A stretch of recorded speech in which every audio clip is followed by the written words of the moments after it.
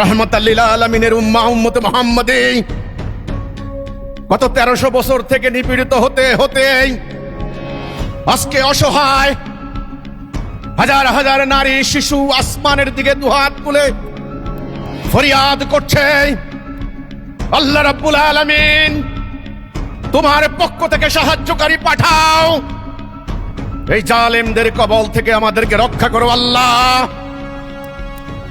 আল্লাহ রাব্বুল আলামিনের আরশুল আজিম কেঁপে উঠেছে। তিনি সিদ্ধান্ত নিয়েছেন এবার দাজ্জালের ধ্বংস হবে। তিনি নিজে পরিকল্পনা করে একটি আন্দোলন তৈরি করেছেন। এই আন্দোলনের নাম হিজবুত তাওহীদ।